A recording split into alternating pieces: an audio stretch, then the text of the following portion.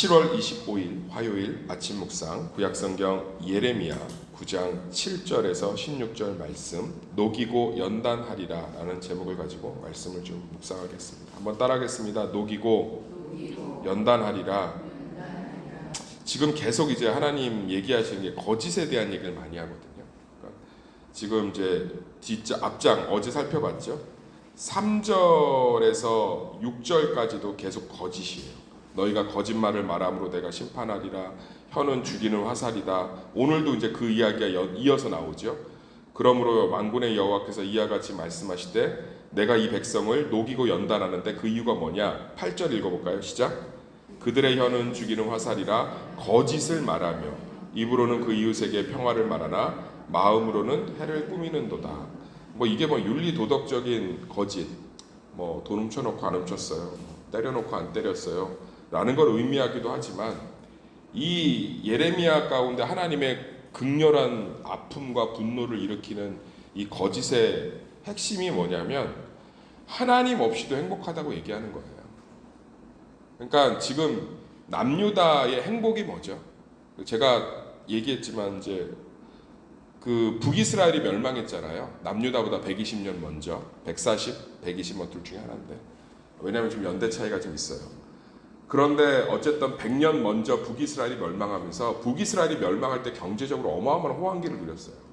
이스라엘의 역사상 솔로몬 때보다도 더 호황기를 누렸던 게 북이스라엘이에요. 예, 그 호황기가 북이스라엘이 아수르에 의해서 584년에 멸망하면서 그게 어디로 내려오냐?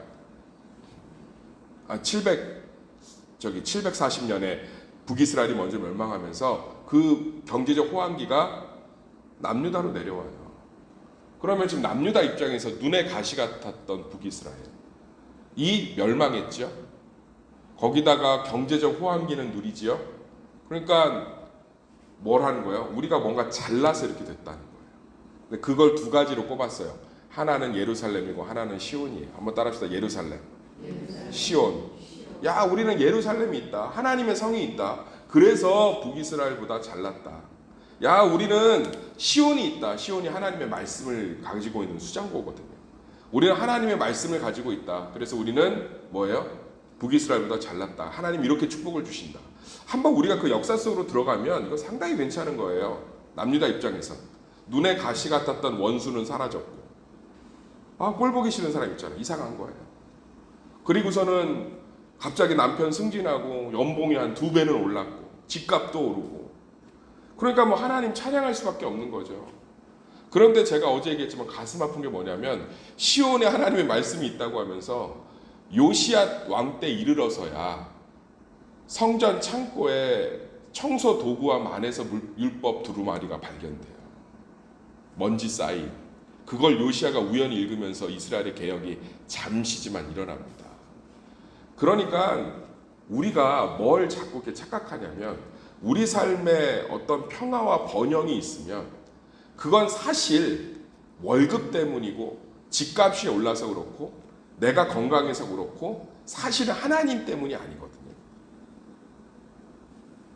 그걸 어떻게 알 수 있냐면 우리가 이제 그것들의 기반이 흔들리면 하나님이 기반이 아니니까 우리 삶의 평강이 순간순간 깨지잖아요. 그러니까 그걸 거짓되다고 얘기하고 있는 거예요. 너희들이 내가 아니라 너희들이 의지하는 내가 아닌 다른 것들 때문에 행복해놓고 자꾸 하나님 때문에 행복하다고 하지 말라는 거예요. 하나님의 백성이 하나님의 말씀 가운데 굳건하게 서 있어야 흔들리지 않지. 반석에다 집을 지어야 흔들리지 않잖아요. 할렐루야. 반석은 교회 되시고 교회는 하나님의 말씀을 맡은 곳인 줄 믿습니다.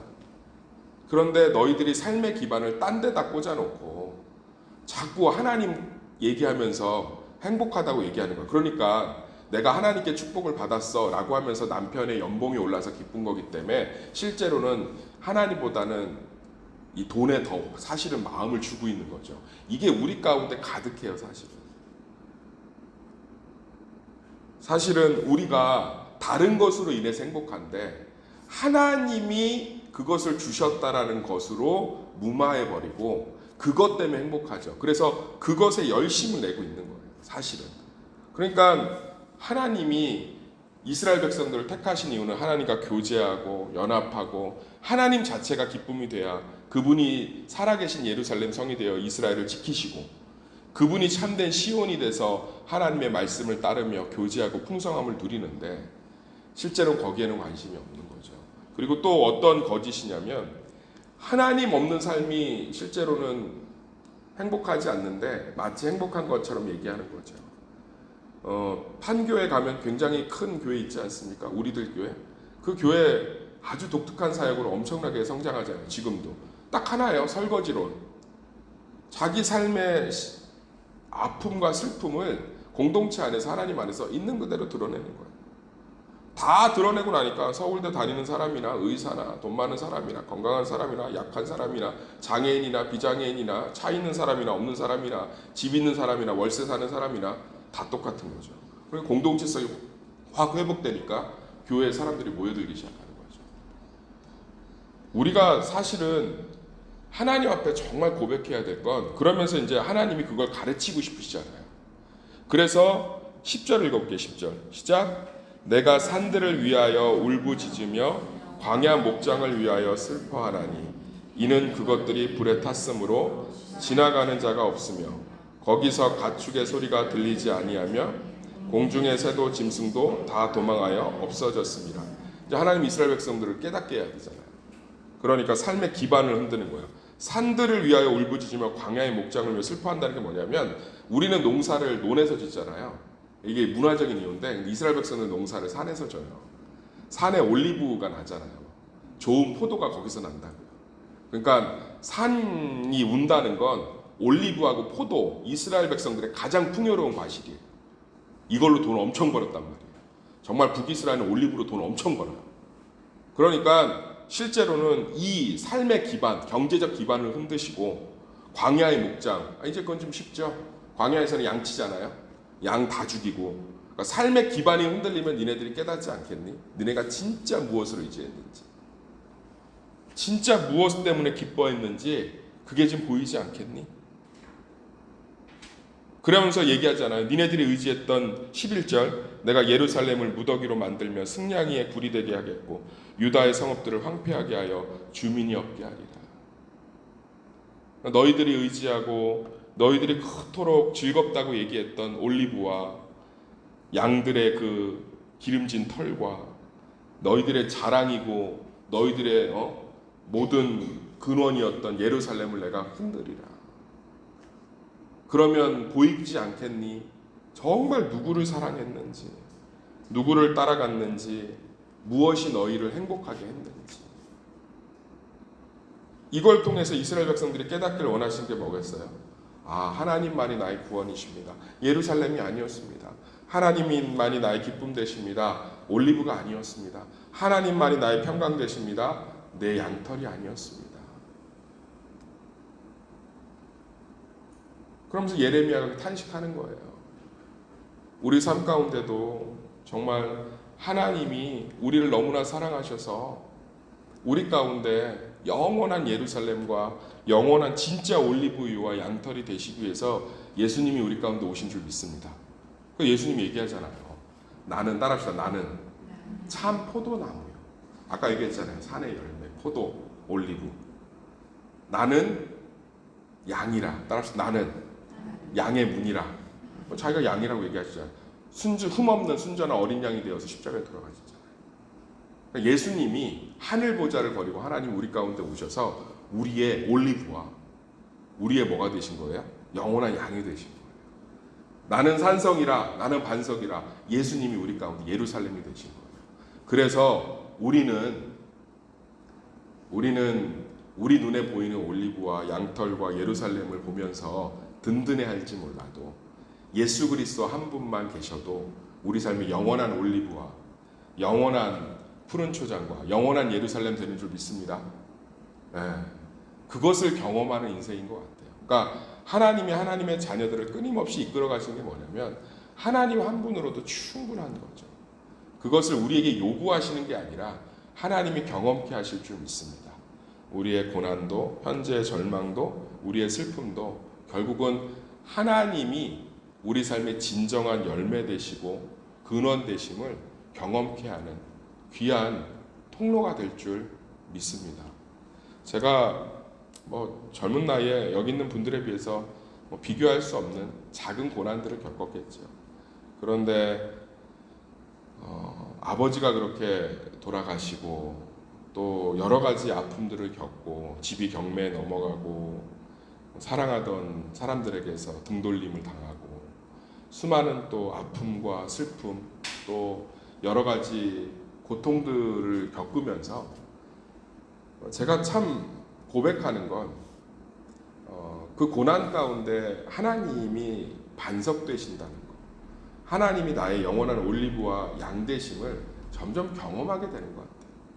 그러면서 자유하게 되는 것 같고 조금 더 고난 가운데 기대함이 넘치는 것 같고 내 자신을 내려놓게 되는 것 같고 하나님의 은혜 가운데 거하는 것 같고 저는 저희 아버지가 폐암에 걸렸을 때 보름 금식을 2번 했거든요. 하나님께 살려달라고. 그리고 굉장히 많은 하나님 앞에 간절함을 기도했던 것 같아요. 물론 하나님께서 큰 은혜를 베푸셔서 아주 의사가 예측한 시간보다 훨씬 더 오랜 시간을 가족들과 함께 충분히 보낼 수 있게 해주셨고, 근데 돌아가셨어요. 그게 저한테는 당연히 하나님 앞에 남아있는 의문점이 아니겠어요. 저는 하나님의 뜻이 있겠습니다 하면 당연히 목사니까 그렇게 얘기하지만 하나님께 반드시 질문은 던져야 될 것 같아요. 어찌 내 기도를 들으시지 않으셨습니까? 충분히 고치실 수 있는 하나님이. 근데 한 7년 차쯤에 하나님이 답을 하셨던 것 같아요. 그리고 7년 차쯤에 답했던 답이 한 12년 정도 흘러서 명확한 제 삶의 고백이 됐던 것 같아요. 하나죠. 경제적 근원이었던 아버지가 돌아가셔도 우리 삶이 유지되더라고요. 하나님으로 인해서. 저희 어머니 경제적인 어떤 능력이 그렇게 탁월하지 않거든요.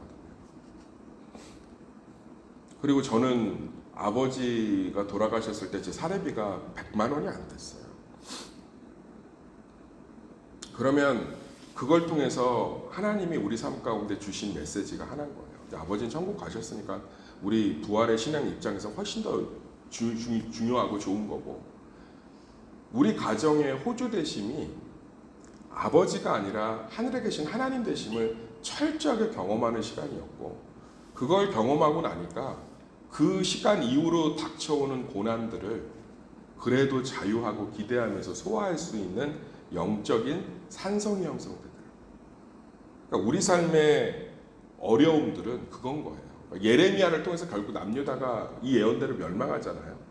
근데 역사를 통해서 보면 한 세기가 가기 전인 70년 만에 하나님께서 아무것도 없어요. 완전히 회파됐어요. 예루살렘 다 무너졌고 성전 다 무너졌고요. 나라 자체가 없어졌어요.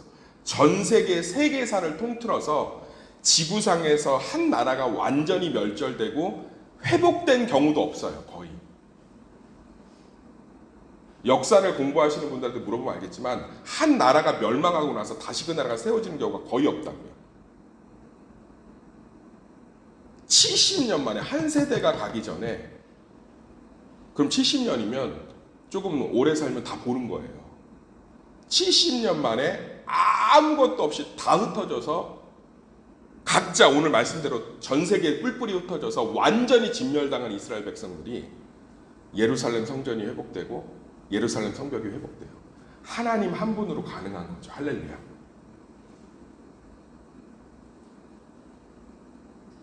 이게 우리의 축복인 줄 믿습니다.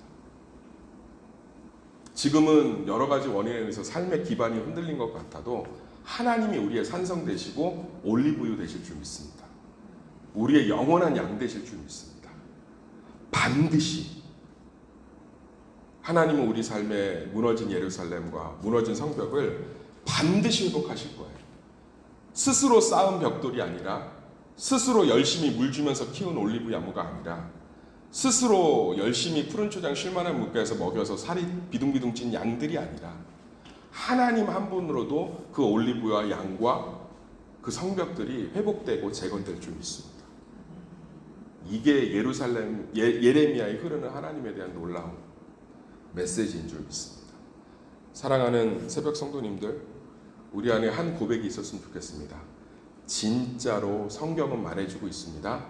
하나님 한 분만으로 우리의 올리브유와 양떼가 되며 우리의 산성이 되는 줄 믿습니다.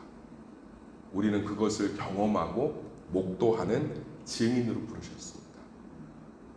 그것을 통해서 우리 삶은 더욱더 하나님 안으로 깊숙이 들어오게 될 줄 믿습니다.